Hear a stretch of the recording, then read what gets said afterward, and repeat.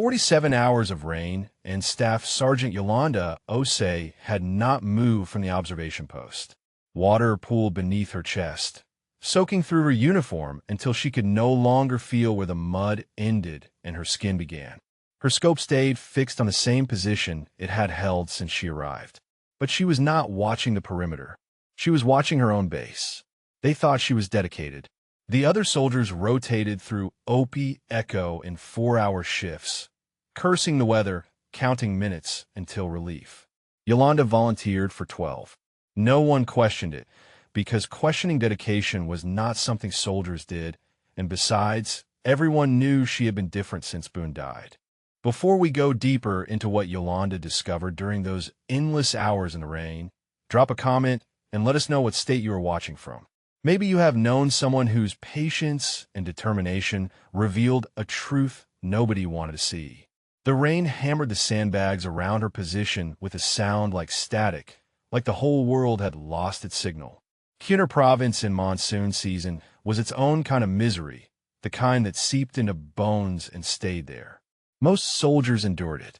Yolanda used it. 3 months ago, her spotter died. Specialist Terrence Boone took a round through the throat on a routine patrol that should have been safe. The insurgents knew exactly where to wait. They knew the route, the timing, the vulnerable stretch of road where the convoy would slow. Yolanda told Captain Vickers someone had leaked the patrol information. He told her grief was clouding her judgment. She did not stop looking. Through her scope, she watched First Sergeant Declan Whitmore cross from the TOC toward the motor pool. 18 years of service. Beloved by every commander he served under. The man who mentored new soldiers, who remembered birthdays, who always had time for anyone struggling. The man whose access to patrol schedules matched every ambush in the last 6 months. Yolanda had spent weeks mapping movements, correlating data, building a case no one would believe. A grieving sniper accusing a decorated hero. She knew how that story ended. So she stopped talking and started watching. The rain intensified, shifting from steady to violent. Somewhere below, a young PFC named Tremaine Barker was slogging up the muddy slope toward her position, shoulders hunched against the downpour, shivering so hard she could see it from 50 meters. He reached the sandbag wall and tried to speak, but his teeth were chattering too badly. Yolanda pulled herself up from prone position, water streaming from her uniform. Barker managed to say he was her relief, that she could head back and warm up. He looked miserable, a kid from Florida who had never experienced cold rain like this, whose thin frame offered no insulation against the elements. Yolanda stripped off her rain poncho and held it out to him. He started to protest, but she cut him off. She told him she ran hot, that she barely noticed the weather anymore, that he needed it more than she did. The lie came easy. She had told harder ones. Barker took the poncho with gratitude that bordered on reverence. He wrapped it around himself, and some of the shivering subsided. He asked if she was really staying longer, if she did not want to rotate back. She told him she had a clear view from here, that she wanted to keep eyes on something. He nodded like that made sense, like dedication was explanation enough. He settled into a corner of the position, poncho pulled tight, and within 20 minutes he was dozing. Young soldiers could sleep anywhere. It was a skill that faded with rank and responsibility. Yolanda returned to her scope. At 300 hours, movement near the wire. Her breath caught. Whitmore was leaving the FOB through a gap in the observation coverage, a blind spot she had identified weeks ago when she started tracking patrol routes. He carried something small in his hand. A phone, not military issue. The rain swallowed his silhouette within seconds, but she had seen enough. He was not just accessing information. He was transmitting it from outside the FOB, where signals could not be traced to internal systems. Yolanda adjusted her scope, tracking the direction he had gone, calculating where he would emerge when he returned. Her heart pounded, but her hands stayed steady. That was what 15 years of training gave you. Stillness when everything inside screamed for action. Terrence had suspected something too. She remembered him mentioning that supply runs felt wrong, that the timing was too convenient, that someone was watching patterns. She told him to focus on the mission. 3 days later he was dead. The guilt lived in her chest like shrapnel, too deep to remove without causing more damage. She could have listened, could have helped him investigate. Instead, she dismissed his concerns the same way Vickers dismissed hers. Not this time. Whitmore reappeared 20 minutes later, moving quickly through the rain, phone no longer visible. He slipped back through the wire and headed toward the NCO quarters like a man returning from a bathroom break, rather than a man who had just sold American lives to people who wanted them ended. Yolanda had what she needed. Proof he left the wire. Proof he used a blind spot. Now she needed to find out who he was calling and what he was selling. Lindgren Squad had a patrol scheduled in 5 days. 12 soldiers. 12 targets. If the pattern held, that route was already compromised. She had 5 days to stop it. The rain showed no signs of stopping. Good. The weather was her ally now, masking movements, muffling sounds, giving her cover to operate. Let pound this position for another 48 hours. Let everyone think she was just a grieving soldier working through loss in the only way she knew how.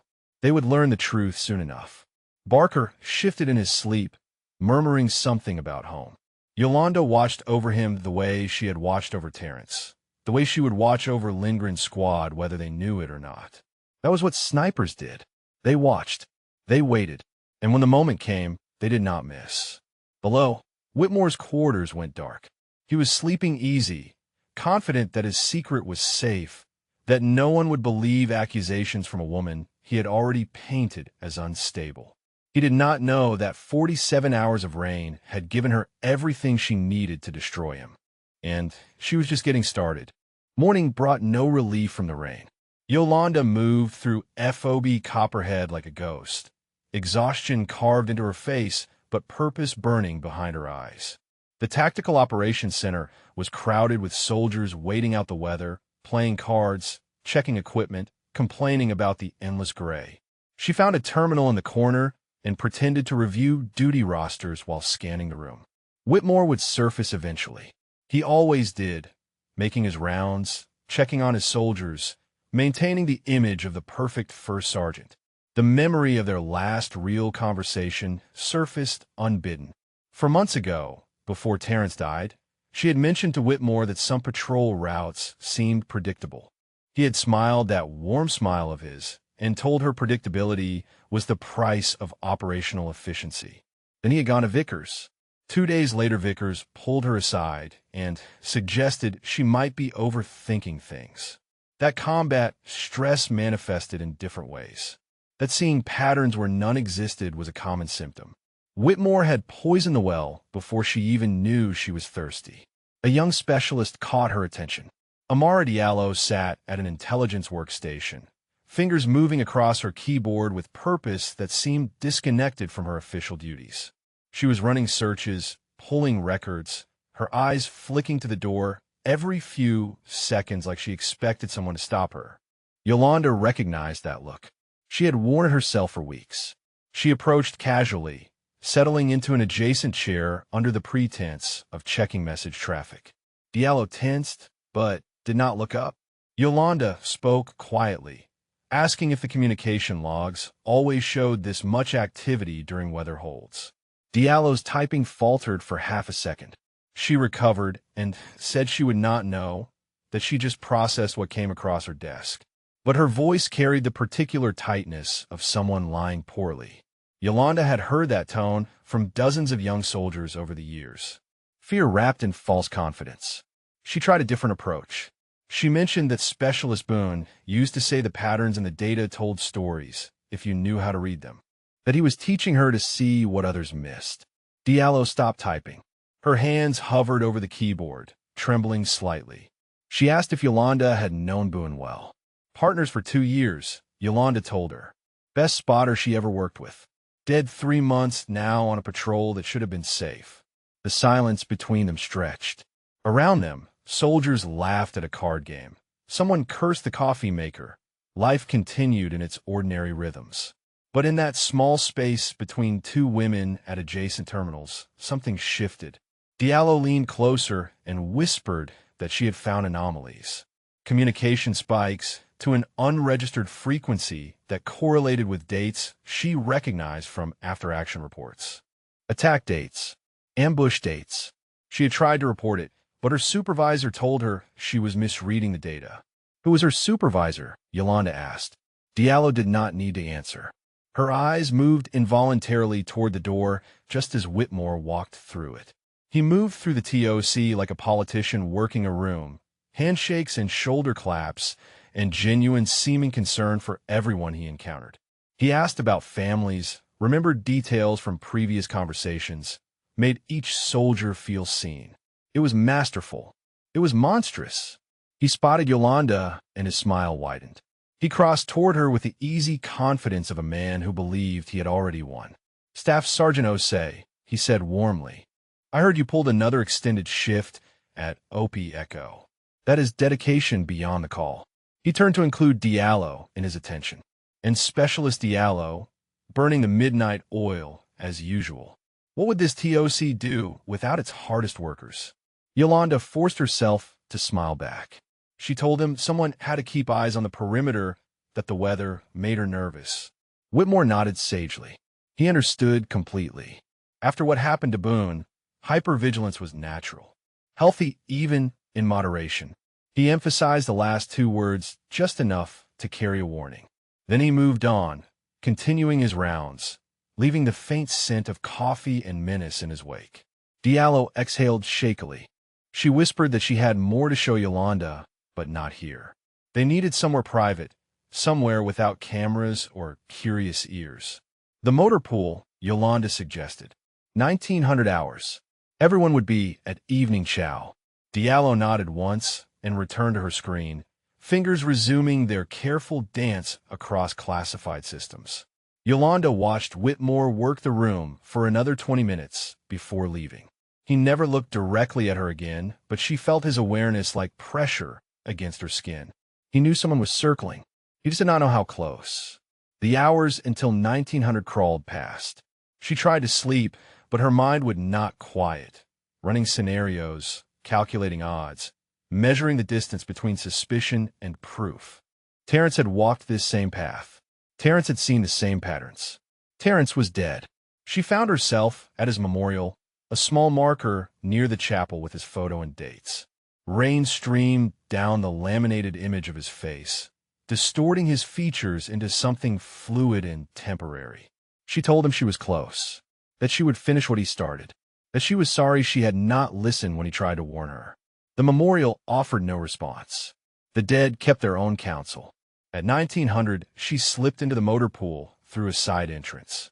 The space smelled of diesel and rust, rain drumming against the metal roof loud enough to cover conversation. Diallo was already there, clutching a tablet to her chest like armor. She had pulled 6 months of communication logs, she explained. Every spike to the unregistered frequency matched an attack within 72 hours. The pattern was undeniable, but there was more. She turned the tablet toward Yolanda. On the screen was a duty roster from 3 months ago.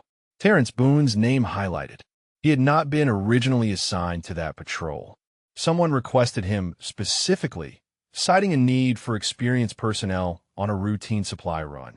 The request originated from the logistics office. Yolanda stared at the screen until the words blurred.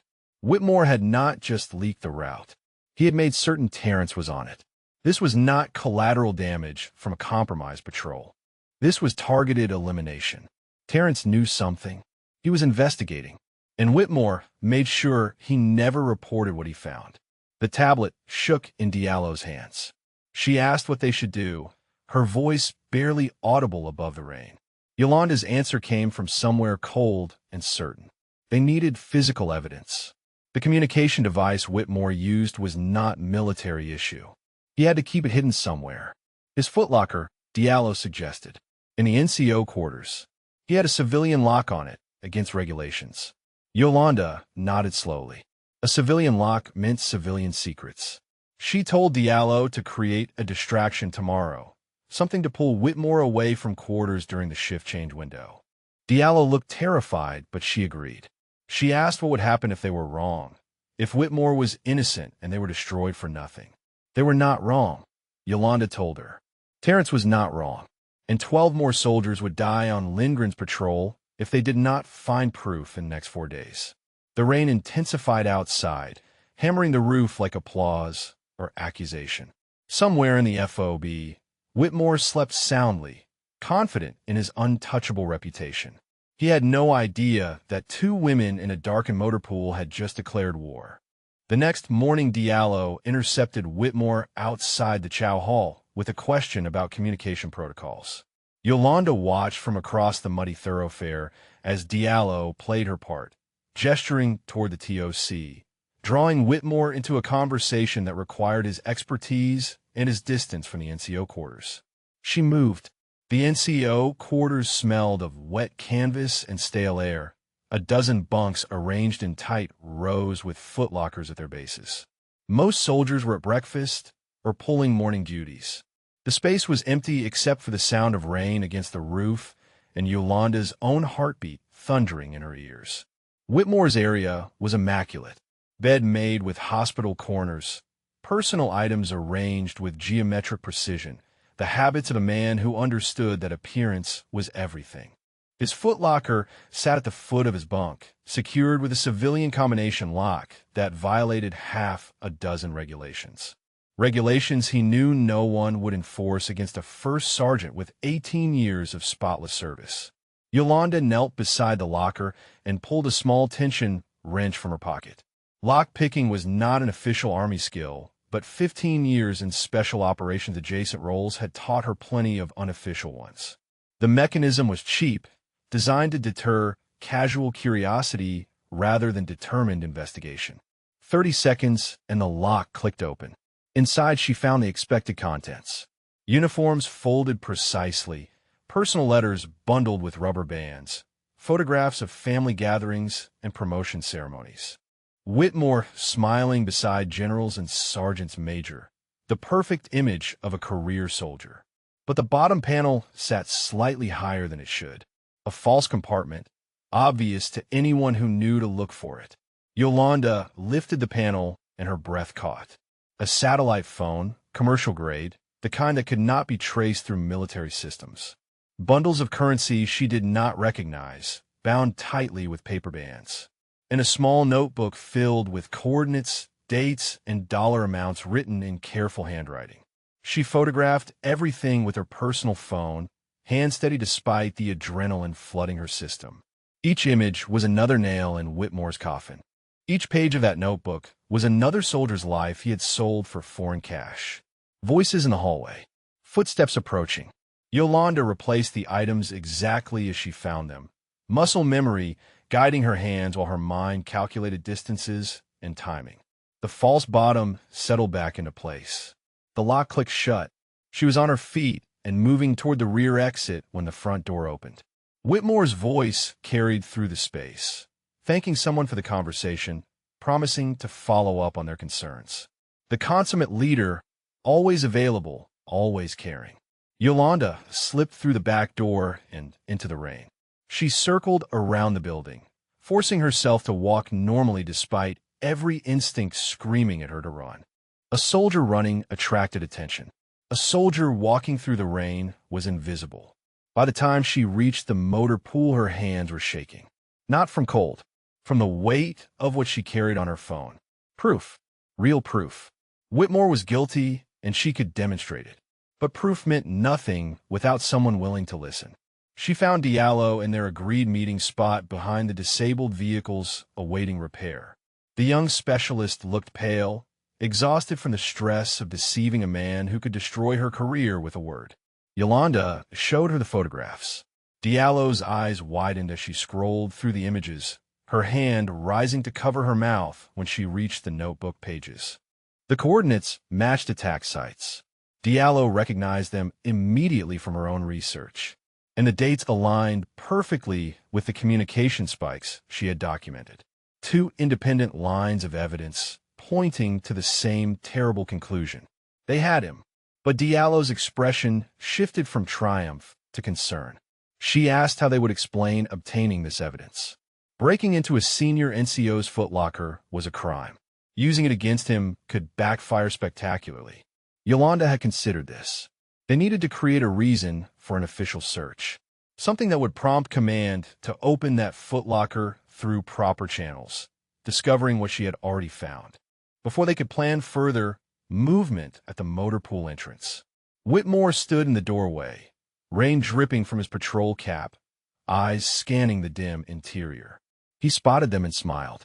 "Ladies," he said warmly, "strange place for a conversation. The Chow Hall has better coffee and considerably fewer diesel fumes." Yolanda returned his smile with one equally false. She explained they were discussing vehicle maintenance schedules, that Diallo's cousin worked in an automotive shop back home and had suggestions for keeping the trucks running in monsoon conditions. Whitmore nodded slowly, his eyes never leaving Yolanda's face. He mentioned that he had noticed her leaving the NCO quarters area earlier, asked if she had been looking for someone. The question hung in the air like smoke. Yolanda told him she had been checking the duty roster posted outside, that she wanted to confirm her next OP shift. Her voice stayed level. Her hand stayed still. 15 years of training kept her face neutral while her mind raced through the implications. He knew, maybe not everything, but enough. He had seen her near his quarters, and now he was probing, testing, trying to determine how much danger he faced. Whitmore held her gaze for a long moment. Then he chuckled and said he admired her dedication, that soldiers like her were the backbone of the army. He reminded her that his door was always open if she needed to talk about anything. Anything at all. The threat beneath the words was unmistakable.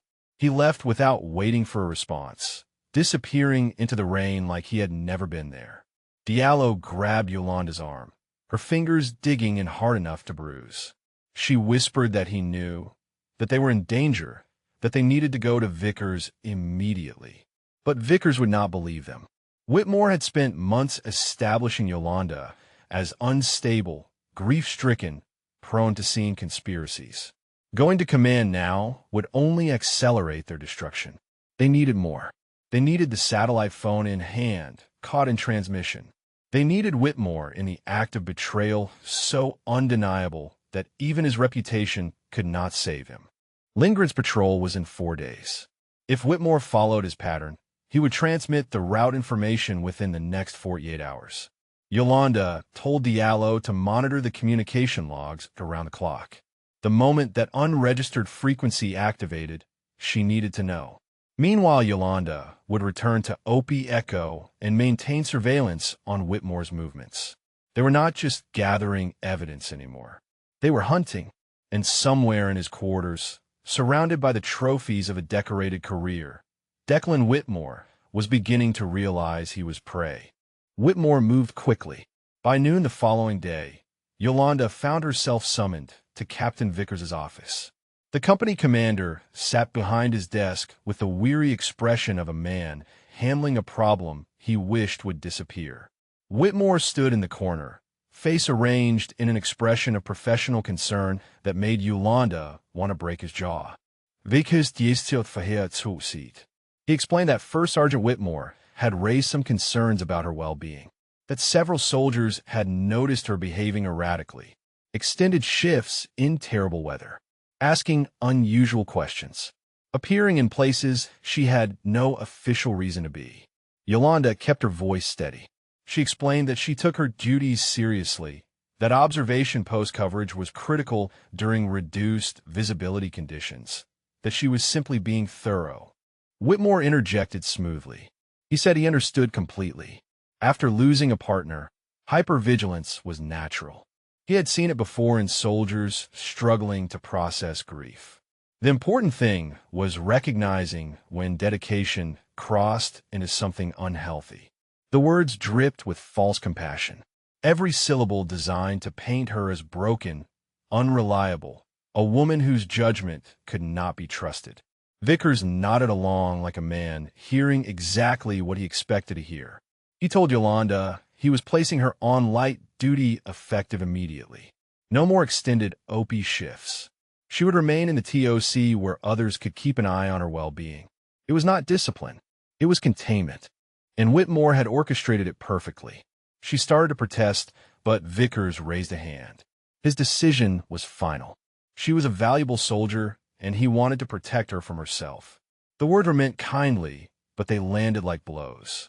Whitmore escorted her out, one hand resting briefly on her shoulder in a gesture that looked supportive and felt like a threat. He told her to take care of herself, that the FOB needed her healthy and focused. Then he walked away, victory evident in every step. Yolanda stood in the rain and let it wash over her face. 3 days until Lindgren's patrol. She was confined to the TOC under observation, and the man who had murdered her partner was walking free, preparing to kill again. She found Diallo during the evening meal, sliding into the seat across from her with a tray of food neither of them would eat. The young specialist's eyes were red-rimmed, exhausted from monitoring communication logs while maintaining the appearance of normal duties. Diallo whispered that there had been no transmission yet. Whitmore was being careful, waiting, perhaps suspecting that someone was watching the frequencies. Yolanda told her about the meeting with Vickers, about being sidelined, about Whitmore's perfect manipulation of everyone around him. Diallo pushed food around her plate. She said she had found something else while digging through old records. Something about Terrence. Yolanda's chest tightened. She asked what Diallo had discovered. The patrol where Terrence died was not just compromised. It was specifically designed to fail. The route took the convoy through a canyon with no alternate exits. The timing placed them at the narrowest point during peak ambush hours. And the request for experienced personnel, the one that put Terrence on that mission, came with a handwritten note. Whitmore had written that Specialist Boone specifically requested the assignment, that he wanted the experience for his promotion packet. It was a lie. Terrence never requested anything. Whitmore forged the paperwork to ensure Terrence would be in that convoy, in that canyon, at that exact moment when the bullets started flying. Yolanda's hands clenched beneath the table. The shrapnel of guilt in her chest shifted, making room for something hotter. Rage, pure and focused and patient. Terrence had been investigating. He must have gotten close to the truth. And Whitmore eliminated him with the same cold efficiency he brought to everything else. She asked Diallo if she had copies of the documents. Diallo nodded. Everything was saved to a secure personal drive, backed up twice. If something happened to either of them, the evidence would survive. Good, Yolanda said, because something was going to happen soon. Across the chow hall, Whitmore entered with a group of junior soldiers. He was laughing at something one of them said, clapping backs, buying coffees, playing the role of beloved mentor with practiced ease. One of the young privates looked at him with obvious admiration, the kind of trust that took years to build and seconds to betray. Yolanda watched him work the room and saw the performance for what it was. Every smile was calculated. Every kind word was currency spent to purchase loyalty he would eventually spend on his own survival. She wondered how many other soldiers had died because of his information. How many ambushes traced back to coordinates he sold. How many families received folded flags because Declan Whitmore needed to pay his debts. Diallo touched her arm gently, pulling her back from the dark spiral of her thoughts. She reminded Yolanda that they needed to stay focused. That emotion was the enemy of precision. It was something Terrence used to say. Hearing it from Diallo's lips made Yolanda smile despite everything. She told the young specialist she sounded like a sniper. Diallo allowed herself a small smile in return. She said she had learned from the best, even if she never met him directly. The moment passed, and reality reasserted itself. 3 days, 12 soldiers, one traitor who knew someone was hunting him. Yolanda outlined a new plan. She could not leave the TOC without raising suspicion, but Diallo could. She needed the specialist to watch Whitmore's movements, to track when he left the FOB, to document everything he did outside official duties. It was dangerous. If Whitmore caught her surveillance, Diallo's career would be destroyed at minimum. Her safety could not be guaranteed at maximum. Diallo did not hesitate. She said Terrence died, try to protect soldiers he never met. The least she could do was risk her career to finish what he started. They clasped hands briefly beneath the table. Two women bound by duty and loss and the burning need for justice. Outside, the rain continued its assault on FOB Copperhead. Somewhere in the mountains, insurgents waited for information that would help them kill Americans. And in the chow hall, surrounded by soldiers who trusted him completely, Declan Whitmore laughed at another joke and checked his watch. The countdown had begun. The TOC became her prison. Yolanda sat at a terminal running meaningless reports while soldiers moved around her with purpose she was no longer permitted to share. Every hour that passed was an hour closer to Lindgren's patrol. Every minute trapped behind this desk was a minute Whitmore used to complete his transaction. Diallo maintained her surveillance as promised, passing information through brief exchanges disguised as routine work discussions. Whitmore had left the FOB twice in the past 36 hours, both times through the same gap in observation coverage. Both times returning within 20 minutes. Both times carrying nothing visible. The pattern suggested dead drops rather than direct meetings. Whitmore was too smart to risk face-to-face contact with his handlers. He left information at predetermined locations and collected payment later. Clean, professional, nearly impossible to intercept without catching him in the act. Yolanda's frustration mounted with each passing hour. She was a sniper, trained to wait, conditioned for patience measured in days rather than minutes. But this was different. This was watching a target she could not engage, tracking a threat she could not neutralize, counting down to a disaster she could not prevent. During her lunch break, she returned to her quarters and retrieved the box of Terrence's personal effects. His commanding officer had given them to her after the memorial service, knowing they had been close. She had not opened the box since. Now she spread the contents across her bunk with careful hands. Dog tags worn smooth from years against his chest. A pocket Bible with verses underlined in faded pencil. Photographs of family gatherings, his mother's proud smile, his younger sister in a graduation gown. The ordinary artifacts of an extraordinary man. At the bottom of the box, she found his field journal. Terrence had kept notes on everything, a habit from his early days as a forward observer when accurate records meant the difference between successful fire missions and friendly casualties. She had teased him about it once, calling him the most bureaucratic sniper in Army history. He had laughed and said the details mattered. She opened the journal and began to read. Most entries were routine. Weather observations, equipment maintenance notes, range estimations from their hides. But the final pages were different. Terrence had been tracking supply convoy patterns, noting discrepancies between scheduled routes and actual paths taken. He had circled dates that corresponded with attacks, drawn lines connecting logistics requests to ambush locations. He had seen it. Weeks before he died, Terrence had seen exactly what Yolanda was seeing now. But he had kept it from her, working alone, protecting her from suspicion while he gathered evidence. One entry stopped her cold. Terrence had written that he suspected someone senior was involved. Someone with access to multiple information streams. He could not go to command without proof because the wrong word to the wrong person would alert the source. He planned to approach the Inspector General directly during their next rotation to the main FOB. The entry was dated 3 days before the patrol that killed him. He never made it to the Inspector General. Someone made sure of that. Yolanda pressed the journal against her chest and let herself feel the weight of what Terrence had carried alone. He had been afraid. She could see it in the careful phrasing, the deliberate vagueness, the way he avoided naming suspects even in his private notes. He knew the danger, and he walked toward it anyway, because soldiers were dying, and he could not stand by while it continued. She had failed him, not by being absent during the ambush, but by being blind to his burden in the weeks before. He had carried this investigation alone because he wanted to protect her, and that protection had cost him his life.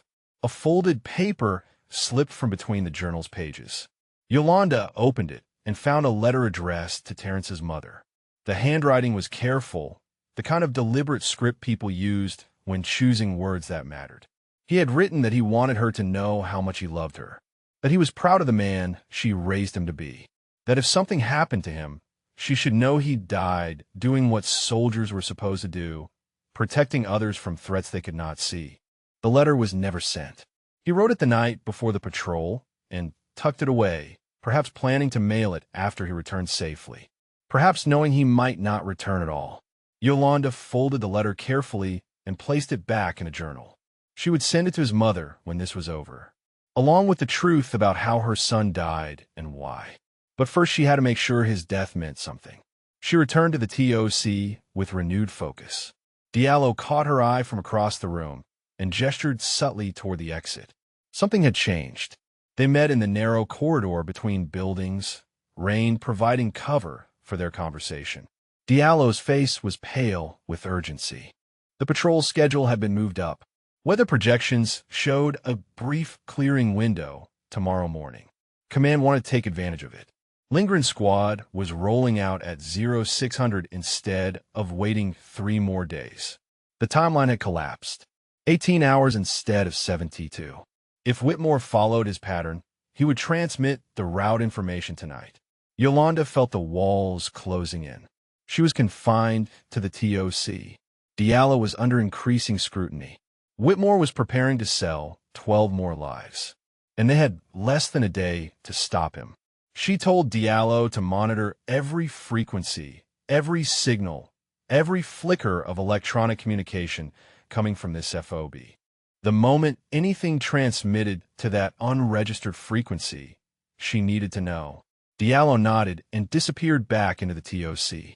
Yolanda stood in the rain and stared at the mountains where insurgents waited for information that would help them murder her fellow soldiers.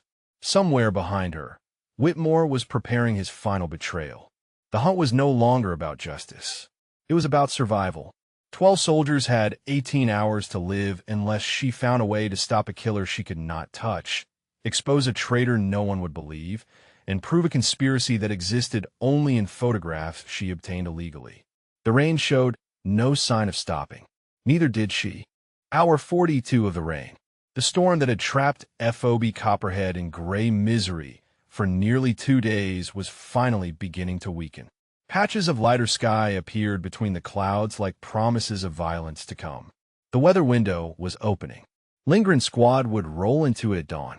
Yolanda sat at her assigned terminal in the TOC, every nerve burning with the need to move while her body remained frozen in place. Diallo worked 3 stations away, monitoring frequencies with an intensity that would have raised suspicions if anyone had been paying attention. At 20 to 100 hours, Diallo's posture changed. A subtle stiffening of her shoulders, a fractional pause in her typing. She did not look at Yolanda, but her hand moved to touch her left ear, the prearranged signal. The transmission had begun. Yolanda forced herself to count to 60 before standing. She stretched casually, mentioned to no one in particular that she needed air, and walked toward the exit with measured steps. Every second felt like bleeding out. Outside, the rain had softened to a persistent drizzle. She circled the TOC and found Diallo waiting in the shadows between buildings. The specialist's hands were shaking as she showed Yolanda her tablet. A burst transmission to the unregistered frequency, originating from somewhere on the FOB, lasting 11 seconds. Long enough to transmit coordinates, timing, and route information. Long enough to sign 12 death warrants. The sale was complete. Whitmore had transmitted Lindgren's patrol route to people who would use it to arrange an ambush. Yolanda asked if Diallo could trace the transmission origin. The specialist shook her head. The burst was too short, the equipment too sophisticated. All she could confirm was that it came from inside the wire. They already knew who sent it. Proving it was another matter. Yolanda made a decision that felt like stepping off a cliff. She told Diallo to document everything, to prepare a full report with all the evidence they had gathered, and to be ready to transmit it to the battalion inspector general on her command. Then she went hunting. She knew Whitmore's patterns now. After transmissions, he always visited the dead drop site to collect his payment. He would leave through the gap in observation coverage, retrieve whatever his handlers left for him, and return before anyone noticed his absence. She positioned herself near the gap, using the rain and darkness as concealment. Her body remembered this, the stillness of the hide, the patient focus of the scope. For the first time in days, she felt like herself. 2300 hours. Movement near the wire. Whitmore emerged from between two shipping containers, moving with the careful confidence of a man who had done this dozens of times without consequence. He wore no rain gear, nothing that would impede quick movement or mark him as someone undertaking unofficial business. Yolanda tracked him through the darkness, staying parallel to his path, close enough to observe but far enough to avoid detection. The rain masked her footsteps. The clouds hid the moon. Everything aligned for the confrontation she had been building toward for months. Whitmore reached the gap and paused. His head turned slowly, scanning the perimeter with practiced awareness. For a moment his gaze swept across her position, and Yolanda felt her heart stop. But he saw nothing. She was shadow and stillness and rain, invisible to eyes that did not know exactly where to look. He slipped through the wire and disappeared into the darkness beyond. Yolanda followed. The terrain outside the FOB was treacherous in daylight, lethal at night in monsoon conditions. Rocks slick with rain, ravines hidden by runoff, mud that could swallow a boot and hold it fast. Whitmore navigated it with familiarity that spoke of frequent practice. He stopped at a cluster of boulders 200 meters from the perimeter. His hands worked at something Yolanda could not see from her position. A cache, probably. Waterproof container buried among the rocks where his handlers could leave payment without risking direct contact. She raised her scope and watched him count bills by touch, his fingers moving with the efficiency of a man who knew exactly what he was owed. 30 pieces of silver adjusted for inflation and converted to foreign currency. This was it, the moment she had worked toward since Terrence died. Whitmore outside the wire, evidence of payment in his hands, guilt written in every furtive movement. And she could do nothing. Shooting him would be murder. Confronting him alone would be suicide. She had no authority to detain him, no backup to secure him, no witnesses to corroborate what she was seeing. All she could do was watch. Whitmore finished his count and secured the money somewhere on his person. He replaced the cash, covered it carefully, and began his return journey to the FOB. Yolanda paralleled him again, mind racing through options that all led to dead ends. She could report what she saw, but without physical evidence, it was her word against his. She could try to recover the cash, but disturbing it might alert his handlers. She could confront him directly, but that would only give him time to destroy evidence and solidify his story. She needed him caught in an undeniable act. She needed witnesses who would be believed. She needed someone with authority to see what she had seen. Whitmore reached the wire and paused again. This time his scan was longer, more thorough. Something had put him on alert. Then he looked directly at her position. Not through her. At her. His eyes found hers across 50 meters of darkness and rain. And in that moment Yolanda understood that she had made a mistake somewhere. A footprint. A reflection. A sound swallowed imperfectly by the storm. He knew she was there. For a long moment neither of them moved. Rain fell between them, like a curtain waiting to rise on the final act of a tragedy. Then Whitmore smiled. The same warm, confident smile he used in the TOC, in the chow hall, in every interaction where he performed the role of beloved first sergeant. But now the warmth was gone from it. What remained was recognition. He knew who she was. He knew what she had seen. And his smile said he was not worried. He turned and walked back through the wire, disappearing into the FOB with the casual pace of a man returning from a routine errand. Yolanda remained in position, rain streaming down her face, understanding crystallizing into cold certainty. Whitmore was not running. He was not panicking. He knew she had been watching him for weeks, and he did not care, because he had already taken steps to ensure no one would believe her. The confrontation she had been preparing for was not coming. It had already happened weeks ago when he poisoned Vickers against her. Every day since had been Whitmore methodically destroying her credibility while she thought she was building a case. She was not the hunter. She had never been the hunter. She was the next target. Yolanda returned to the FOB through a different entry point, avoiding the gap Whitmore used, taking the long way around to approach from an unexpected angle. Her mind worked through scenarios with the cold precision of a woman planning a mission that might be her last. Whitmore knew. He had known for some time, probably since she searches Foot Locker. Everything since then had been theater, a performance designed to let her feel like she was making progress while he systematically dismantled her credibility and prepared his countermeasures. She found Diallo in the communications tent, still monitoring frequencies with desperate focus. The specialist looked up when Yolanda entered, and her expression shifted from hope to alarm. Yolanda told her everything. The transmission, following Whitmore outside the wire, the dead drop, the money, and finally, the moment when he looked directly at her and smiled. Diallo's face went pale. She asked what they should do now, her voice barely above a whisper. The answer had crystallized during Yolanda's walk back to the FOB. They could not wait for official channels. They could not hope that evidence would convince skeptics. They had to go over everyone's head, directly to someone with the authority and the distance to act without Whitmore's influence poisoning the response. Lieutenant Colonel Shanice Adeyemi commanded the battalion from the main FOB 30 kilometers east. She had a reputation for cutting through politics, for valuing truth over convenience, for protecting soldiers who brought her problems others wanted buried. If anyone would listen, it would be her. But reaching Adeyemi meant leaving FOB Copperhead. It meant abandoning Diallo. It meant trusting that the evidence they had gathered would survive long enough to matter. Yolanda laid out the plan. She would take a vehicle at first light, claim she was running supplies to the main FOB. The weather window that enabled Lindgren's patrol would enable her movement. She would reach Adeyemi before the patrol launched, present everything they had, and pray it was enough to halt the mission. Diallo would stay behind and continue monitoring. If Whitmore made another transmission, if anything changed, she would find a way to warn Yolanda.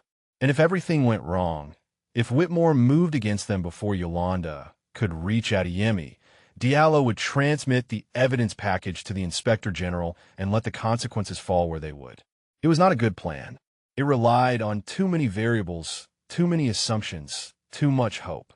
But it was the only plan they had. Diallo grabbed Yolanda's hands, her fingers cold and trembling. She said she was scared, that she had never done anything like this, that she kept thinking about what happened to Terrence and wondering if she would end up the same way. Yolanda squeezed back. She told Diallo that fear was not weakness. That courage meant being afraid and acting anyway. That Terrence had been scared too. She could see it in his journal, but he kept going because the mission mattered more than his fear. Diallo asked if Yolanda was scared. Every moment since Terrence died, Yolanda admitted. But she had learned something in 15 years of service. Fear was just information. It told you the stakes were real, that the outcome mattered, that you were alive enough to lose something worth protecting. The tent flap rustled. Both women froze. A young private entered, oblivious to the tension he had walked into. He told Diallo that First Sergeant Whitmore wanted to see her in his office. Something about communication log discrepancies that needed clarification. The blood drained from Diallo's face. Her hands tightened on Yolanda's until the grip was painful.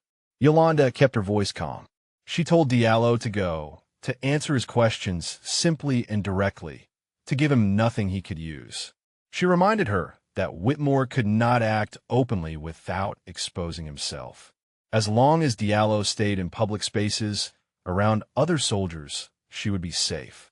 It was a lie, and they both knew it. Whitmore had arranged Terrence's death to look like combat casualty. He could arrange anything to look like anything.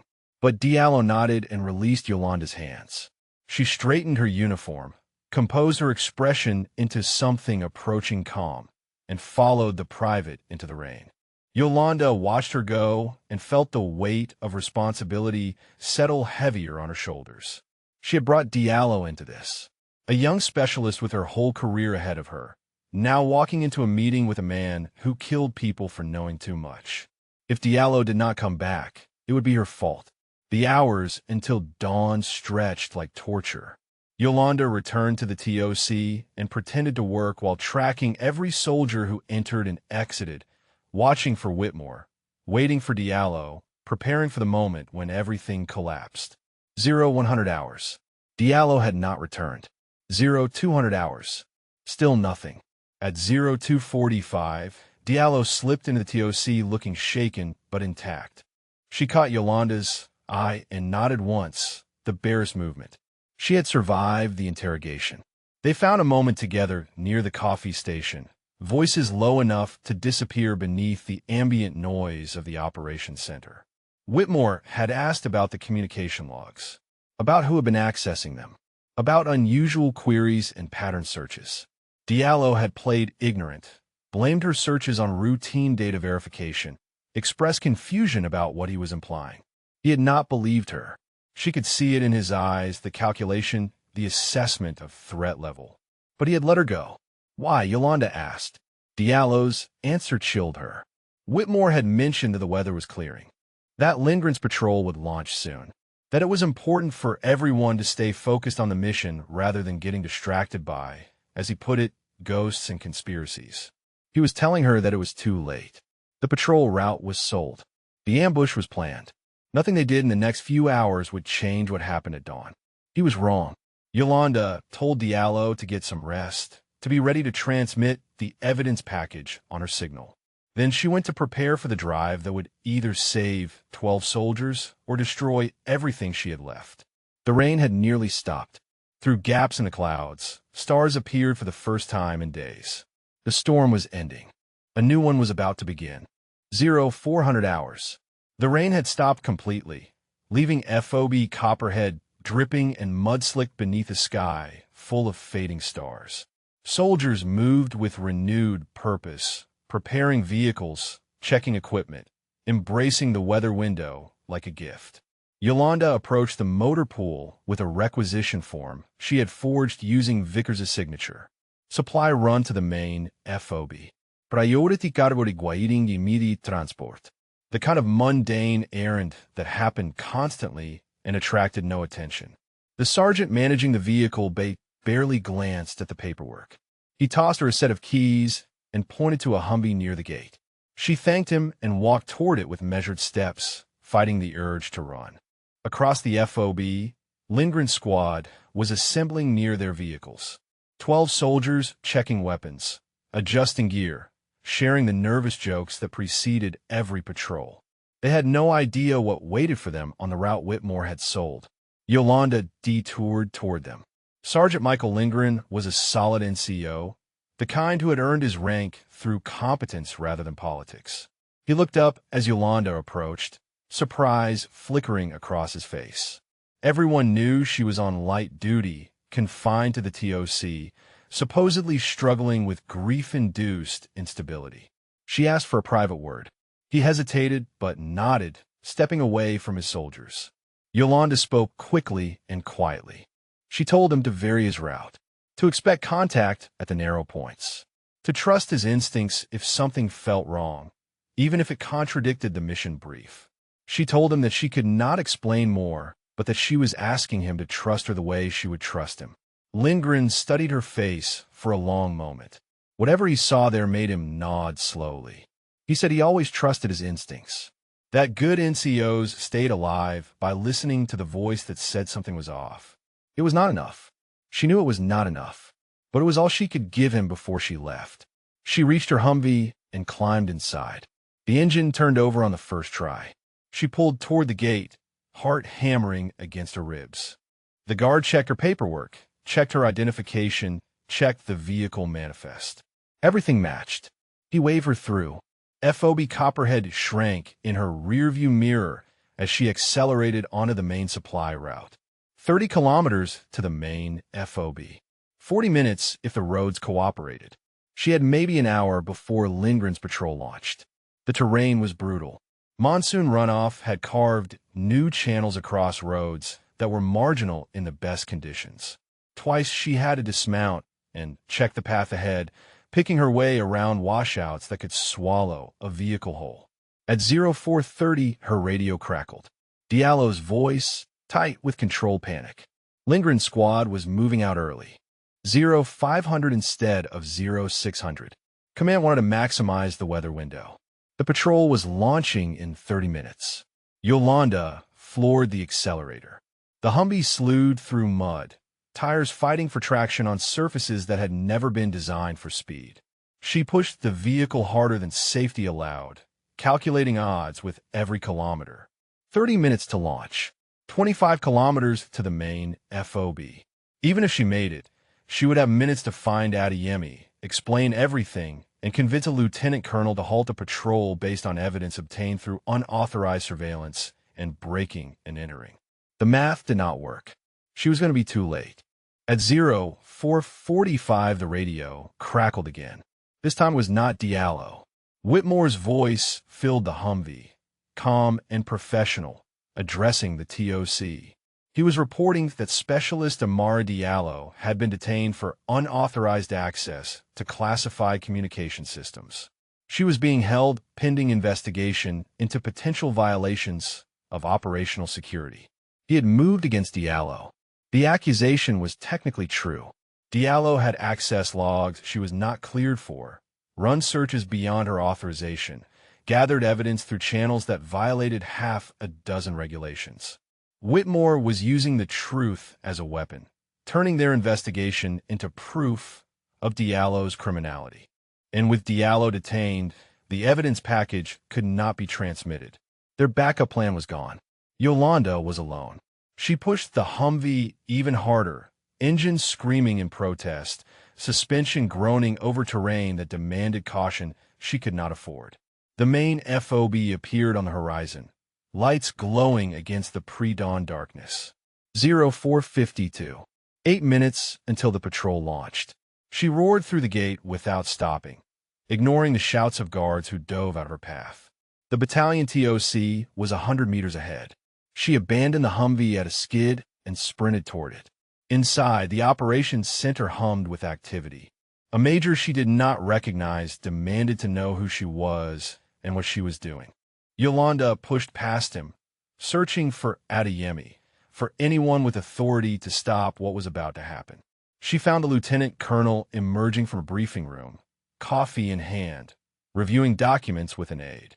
Adeyemi looked up as Yolanda approached, her expression shifting from confusion to concern as she took in the mud-splattered uniform, the wild eyes, the desperation radiating from every pore. Yolanda spoke in a rush. Whitmore was selling patrol routes. Lindgren's squad was about to drive into an ambush. She had evidence on her phone, photographs of his cache, records of his transmissions. Specialist Diallo had been detained to silence her. 12 soldiers were going to die in the next hour unless someone stopped the patrol. Adeyemi's face was unreadable. She asked Yolanda to slow down, to start from the beginning, to explain how she knew what she claimed to know. There was no time for beginnings. There was no time for explanations. There was only 04:57 and a squad of soldiers climbing into vehicles at FOB Copperhead, preparing to drive into a kill zone. Yolanda thrust her phone at Adeyemi. The photographs, the coordinates, the evidence that had cost Terrence his life and might cost 12 more if the wrong person hesitated for the wrong reason. Adeyemi studied the images. Her expression hardened into something cold and focused. She turned to her aide and issued an order that made Yolanda's knees nearly buckle with relief. Halt all outbound patrols from FOB Copperhead. Immediately. No exceptions. The aide grabbed a radio and began transmitting. Yolanda watched the clock on the wall tick toward 0500 and prayed that 30 kilometers of radio waves could travel faster than 12 soldiers driving toward their deaths. The response came at 04:59. Lindgren's squad had been stopped at the gate. The patrol was holding pending further orders. 12 soldiers who did not know they were seconds from dying would live to see another dawn. But Whitmore was still free. Diallo was still detained. And the man who had killed Terrence Boone had just learned that his carefully constructed world was about to collapse. Desperate men did desperate things. And Declan Whitmore had 18 years of service, teaching him exactly how dangerous desperate could be. Adeyemi moved with the efficiency of a commander who had spent 20 years turning chaos into order. She summoned her staff, issued a rapid sequence of commands, and transformed the battalion TOC into a crisis response center within minutes. Yolanda stood at the edge of the controlled hurricane, answering questions as they came. How long had she suspected Whitmore? What evidence had she gathered? Who else knew? How had Specialist Diallo become involved? Each answer added another piece to a picture that grew more damning with every detail. The lieutenant colonel listened without interruption, her face betraying nothing. When Yolanda finished, Adeyemi asked a single question. Why had she not reported this through proper channels? Yolanda told her the truth. Whitmore had spent months destroying her credibility. He had convinced Captain Vickers that she was unstable, grief-stricken, seeing conspiracies where none existed. Going through channels would have meant going through people Whitmore had already compromised. Adeyemi nodded slowly. She said she had seen this before. Good soldiers silenced by better politicians. Evidence buried under procedure. Truth sacrificed to protect reputations that mattered more than lives. Not today. She ordered Whitmore brought to the main FOB for questioning. She ordered Diallo released immediately. She ordered a security team to search Whitmore's quarters and recover the items Yolanda had photographed. Then she told Yolanda something that made her blood freeze. Whitmore was not at FOB Copperhead. He had left the wire 20 minutes ago, claiming he needed to inspect a supply point along the main route. The same route Lindgren's patrol would have taken. The same route that led toward the border and the mountains beyond. He was running. Yolanda requested permission to pursue. The words left her mouth before she had fully considered them, driven by something deeper than tactics or duty. Whitmore had killed Terrence. He had tried to kill 12 more soldiers. He had spent months making her look crazy while he sold American lives for foreign cash. She could not let him disappear. Adeyemi studied her for a long moment. What she saw must have satisfied her, because she nodded and assigned a quick reaction force to accompany Yolanda. For soldiers in an armored vehicle, enough firepower to handle trouble, enough mobility to catch a fleeing traitor. They rolled out of the main FOB at 05:15, dawn breaking orange and gold across mountains still wet from 2 days of rain. The air smelled clean for the first time in memory, washed pure by the storm that had hidden so much darkness. Yolanda rode in the lead vehicle, scanning the terrain ahead with eyes trained by 15 years of finding targets others missed.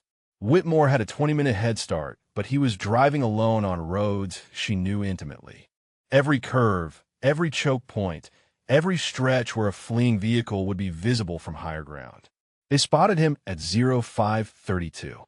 His Humvee sat at an angle on a ridge road, one while hanging over a washout where the rain had carved away the shoulder. He had taken a corner too fast, misjudged the terrain, let desperation override the caution that had kept him hidden for so long. The QRF vehicles closed the distance rapidly. Whitmore emerged from his Humvee as they approached, hands raised, face arranged in an expression of confusion that almost looked genuine. Yolanda dismounted first, weapon trained on the man who had murdered her partner. Whitmore smiled at her, the same warm smile he used in the TOC, in the Chow Hall, in every performance of the beloved first sergeant he pretended to be. He said there must be some misunderstanding, that he was simply inspecting supply routes, that he had no idea why armed soldiers were pointing weapons at him. The QRF sergeant ordered him to his knees. Whitmore complied slowly, still talking, still performing.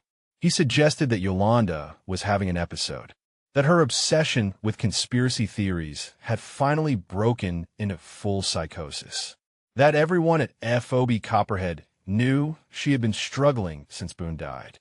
He expressed concern for her well-being, sympathy for her condition, understanding for how grief could distort perception. The words washed over Yolanda without effect. She had heard them too many times to feel their sting anymore. She told the sergeant to search his vehicle. They found a satellite phone in a compartment behind the dashboard. They found bundles of currency stuffed into a rucksack in the cargo area. They found a notebook with coordinates and dates and dollar amounts. The ledger of his betrayals recorded in his own careful handwriting. Whitmore's smile faltered. For the first time since she had known him, the mask slipped enough to reveal the man beneath. Not a beloved mentor, not a decorated hero, just a small, desperate creature who had traded lives for money and convinced himself he would never face consequences. The QRF sergeant looked at the evidence with disgust.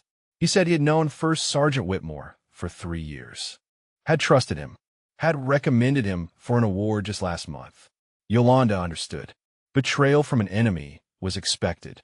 Betrayal from a brother was something else entirely. She approached Whitmore where he knelt in the mud. Dawn light caught the silver in his hair, the crow's feet around his eyes, the face of a man who should have been a role model for younger soldiers instead of a warning. She asked him why. Not tactically, not for evidence. She genuinely wanted to understand how a man could wear the uniform for 18 years and then sell the lives it represented. Whitmore's expression shifted. The performance faded, replaced by something tired and honest. He said he owed money to people who did not accept payment plans.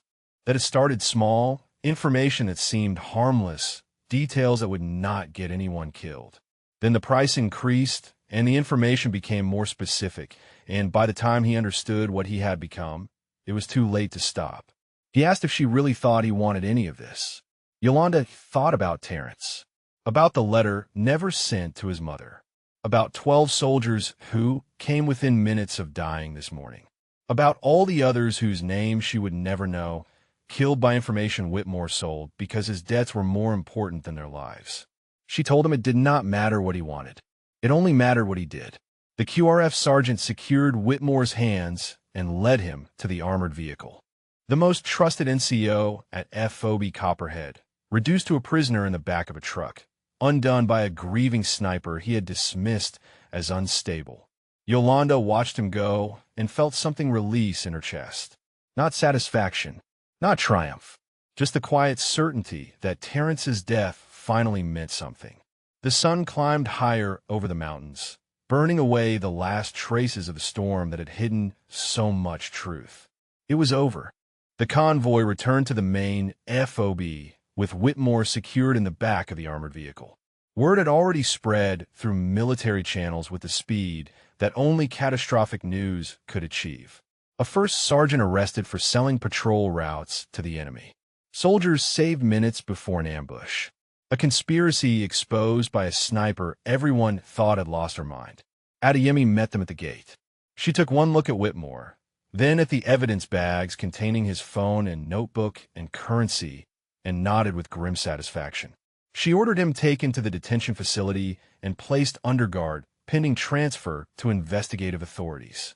As military police led Whitmore away, he turned to look at Yolanda one final time. The performance was gone now, stripped away by the reality of what awaited him. Court-martial, prison, disgrace.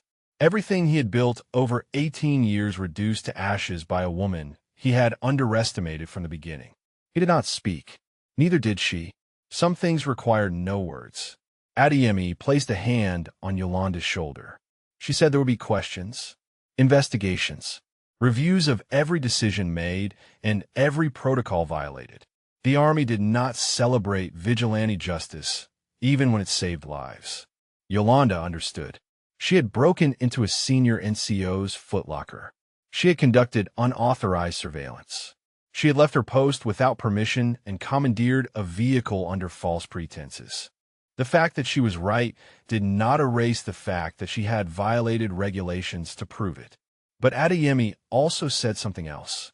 She said that 12 soldiers were alive because Yolanda refused to stop when easier paths were available. That Specialist Diallo was being released right now because Yolanda had the courage to trust someone when trust felt impossible. That the Army needed soldiers who would break rules to save lives, even if it could never officially say so. A helicopter was being dispatched to return Yolanda to FOB Copperhead. Adeyemi wanted her there when the full story emerged, wanted the soldiers who had doubted her to see the woman who had protected them despite their disbelief. The flight took 12 minutes.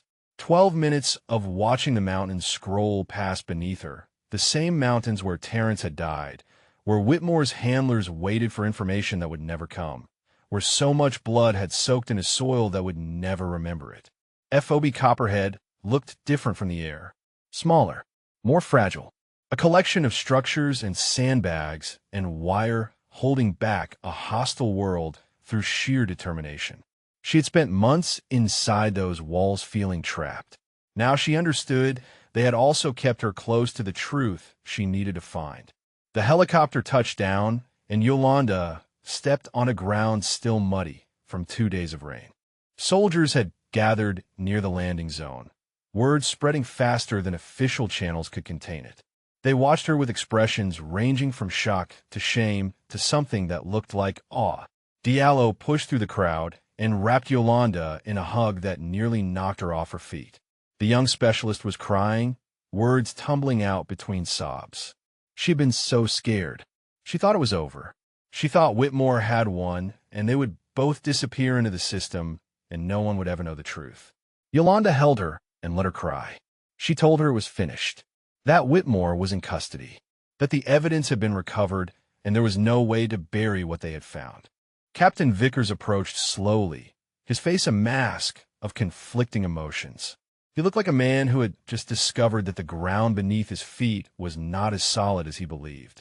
He told Yolanda he did not know what to say, that he had trusted Whitmore completely, that when concerns were raised, he had chosen to believe a man he had known for years over a soldier whose judgment seemed compromised by grief. He asked if she could forgive him. Yolanda considered the question. Vickers had dismissed her concerns. He had confined her to the TOC. He had accepted Whitmore's narrative without question and nearly allowed 12 soldiers to die as a result. But he had also been manipulated by a man who spent months constructing a lie. Whitmore had not just deceived Vickers.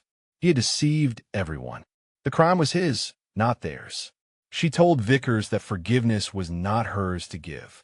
Terrence was dead. Other soldiers had died in ambushes Whitmore arranged. The families who received folded flags were the ones who deserved apologies, and no apology would ever be enough. But she also told him that the best response to failure was learning from it, that the next time a soldier raised concerns, no matter how unlikely they seemed, he should listen, really listen, because sometimes the people who seemed broken were the only ones cleared enough to see the truth. Vickers nodded slowly. He said he would do better, that FOB Copperhead would do better, that this failure would not be repeated. It was not absolution. It was not closure. But it was a start. Lindgren appeared with his squad in tow. 12 soldiers who had been minutes from driving into a kill zone, now standing in the morning sun because a sniper refused to let them die. Lindgren extended his hand. He said she had told him to trust his instincts, to vary his route, to expect contact. He said if the patrol had launched, he would have done exactly that. But he was grateful he never had to find out if it would have been enough. Yolanda shook his hand and looked at the soldiers behind him. Young faces, some barely old enough to drink. Each one somebody's child, somebody's sibling, somebody's friend. Each one alive because she had spent 48 hours in the rain watching a man she could not prove was guilty until proof became undeniable.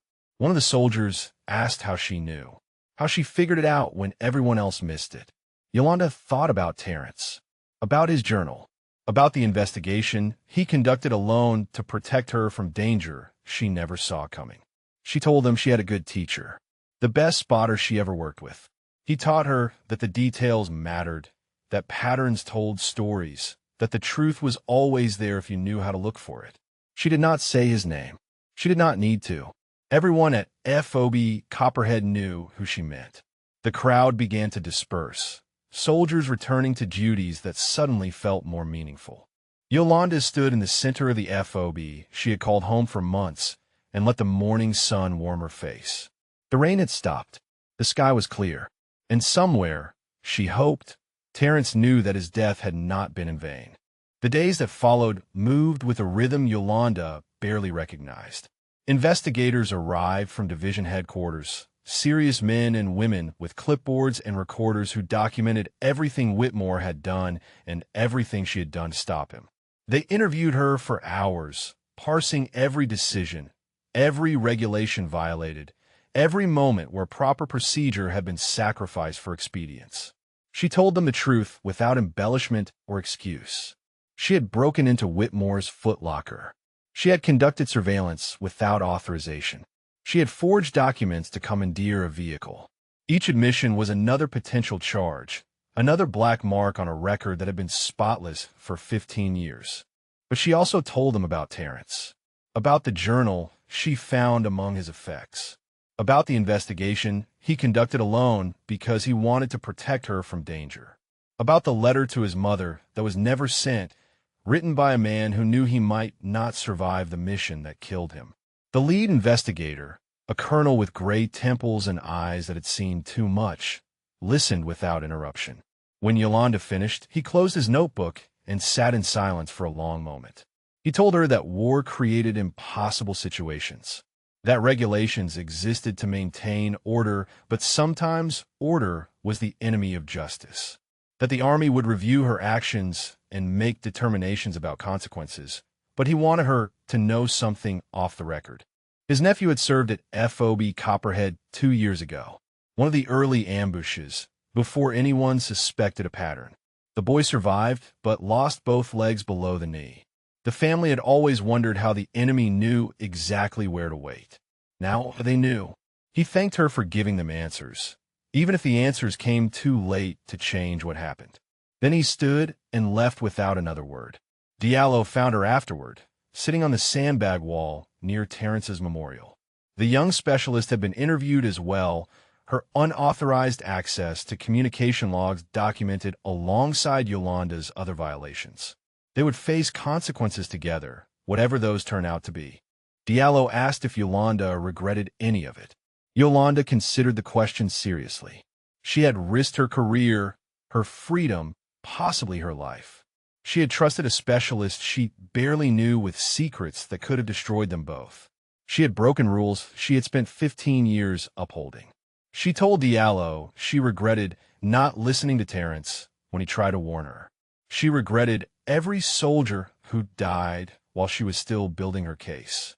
She regretted that it took losing her partner to open her eyes to what was happening around her. But she did not regret stopping Whitmore. She did not regret saving Lindgren Squad. She did not regret any choice that led to 12 soldiers going home to families who would never know how close they came to receiving folded flags. Diallo nodded slowly. She said she had been thinking about her own future, about whether she wanted to stay in the army after this, after seeing how easily truth could be buried and liars could be protected. Yolanda told her that was exactly why she needed to stay. The army was not perfect. No institution built by humans ever could be. But it was made better by soldiers who refused to accept corruption, who fought for truth even when truth was inconvenient, who remembered that the uniform represented something worth protecting. Soldiers like Terrence. Soldiers like Diallo. Soldiers who saw wrong and could not look away. The memorial caught the afternoon light, Terrence's photograph glowing warm against the laminated surface. Yolanda had spent months talking to that photograph, promising justice, apologizing for failures real and imagined. Now she had nothing left to say. She told Diallo she wanted a moment alone. The specialist squeezed her arm and walked away, leaving Yolanda with the ghost of the man who had started all of this. She sat with him as the sun moved across the sky. She did not speak because words felt inadequate. Instead, she let herself remember. The first time they worked together, his patient corrections of her spotting technique. The long hours in hides waiting for targets that never appeared. The jokes he told to break tension. The silence he maintained when silence was what she needed. The partnership that had become something closer to family. She remembered the morning of his last patrol. He had seemed distracted, his mind somewhere else. She asked if he was okay, and he smiled and said he was fine, that he would tell her everything when he got back. He never got back, and now she understood what everything meant. A hand touched her shoulder. She turned to find Lieutenant Colonel Adeyemi standing behind her, having made the trip from the main FOB to deliver news in person. The investigation had made preliminary findings. Whitmore had been selling information for at least 18 months. The ambush that killed Terrence was one of at least 7 he had facilitated. 23 soldiers dead across multiple incidents, their deaths attributed to enemy intelligence when the real source was wearing American uniform. Adeyemi paused before continuing. She said the investigation had also reviewed Yolanda's actions. The violations were documented, but so was the context. The review board had determined that disciplinary action would not serve the interests of justice or the army. She was being recommended for commendation instead of court-martial. Her record would reflect that she had identified and stopped a threat that cost American lives, using methods that were irregular but effective. Yolanda did not know how to respond. She had expected punishment, had accepted it as the price of doing what needed to be done. Commendation felt wrong, like being rewarded for arriving too late to save everyone. Adeyemi seemed to understand. She said the commendation was not about Yolanda. It was about sending a message. Soldiers who saw something wrong should say something, should do something, should trust that the army would ultimately value truth over convenience. The message might not always be heard, but it needed to be sent anyway. She left Yolanda alone with the memorial and the fading light and the weight of everything that had happened since the rain started falling 48 hours ago. 23 soldiers dead. 1 traitor exposed. 12 lives saved. The math would never balance. But it was better than it had been, and sometimes better was all anyone could achieve. 3 weeks later, Yolanda stood at the gate of FOB Copperhead with her bags packed and her transfer orders in hand. The morning was clear and bright, the kind of day that made Afghanistan beautiful despite everything that happened within its borders. Mountains rose in the distance, their peaks still carrying snow that would melt into rivers that would flood valleys that would dry into dust before the cycle began again. She had requested the transfer herself. Too many ghosts lived within these walls now. Terrence in every corner of the TOC. Whitmore's shadow in the NCO quarters. The observation post where she had spent 48 hours in the rain, watching and waiting and refusing to stop until the truth could no longer be denied. She needed a fresh start, somewhere her reputation was not built on tragedy, somewhere she could be a soldier again instead of symbol. Diallo was staying. The young specialist had taken Yolanda's advice to heart, committing to a career that would be shaped by what they had experienced together. She had already been promoted, her actions during the investigation recognized as exactly the kind of initiative the Army claimed to value. They stood together in the morning light, neither quite ready to say goodbye.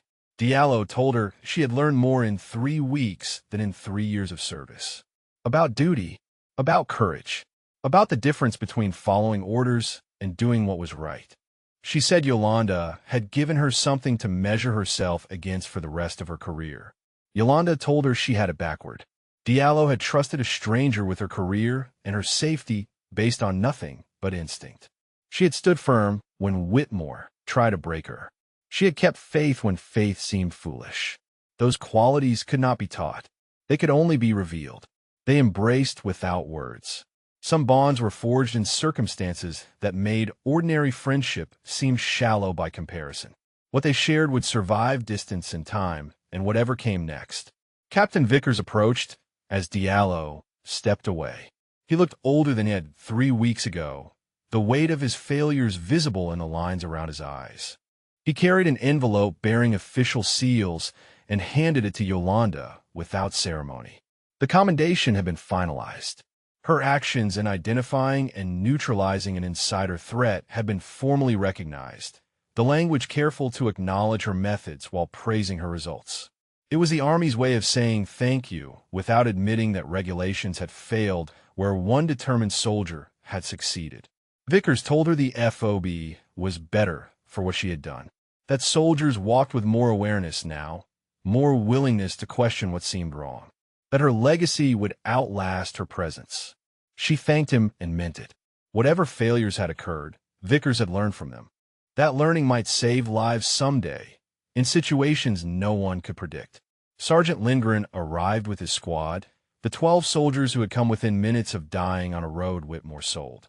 They had pooled resources to buy her something, a small gesture that had required considerable effort in a combat zone with limited access to anything beyond military necessities. It was a watch. Simple, durable, the kind that could survive conditions that would destroy anything delicate. On the back, they had engraved 2 words, "Still ticking." Lindgren explained that she had given them time they should not have had, futures that should have ended on a mountain road. Every second that watch measured was a second they owed to her. Yolanda turned the watch over in her hands, feeling the weight of what it represented. 12 soldiers, 12 families. 12 lifetimes of moments that would now unfold because she refused to accept what everyone told her was true. She put on the watch and told them she would wear it every day. That when she looked at it, she would remember what they taught her about why the work mattered. That she was proud to have served alongside them, even briefly. The convoy that would take her to the airfield pulled up to the gate. Her bags were loaded. Her paperwork was complete. Nothing remained but the leaving. She walked toward the vehicle and paused at the memorial one final time. Terrence's photograph watched her from behind laminated plastic, his smile unchanged by everything that had happened since he died. She told him she was going now, that she had done what she promised, that his investigation was finished and his death meant something, and the soldiers he tried to protect were safer because of what he started. She told him she would carry him with her, wherever the army sent her next. That the lessons he taught her about patience and precision and the importance of details would shape every mission she undertook. That he was the best partner she ever had, and she would spend the rest of her career trying to be worthy of what he sacrificed. The photograph offered no response, but the morning breeze stirred the prayer flag someone had hung nearby, their colors dancing in the light, and Yolanda chose to believe it was his way of saying goodbye. She climbed into the convoy and did not look back as FOB Copperhead shrank behind her.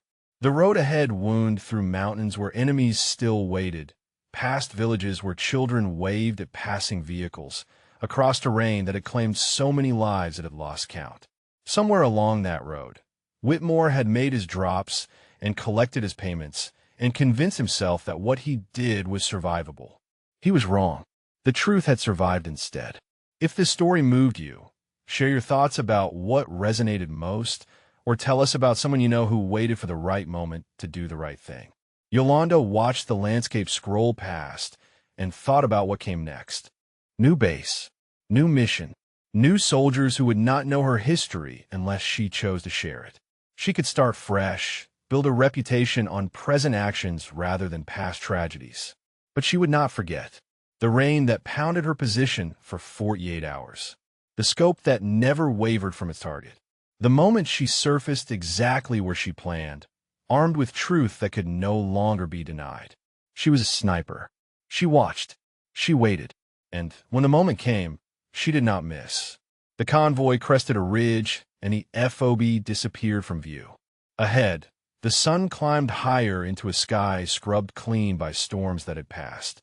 Yolanda touched the watch on her wrist, feeling its steady pulse against her skin. Still ticking. So was she.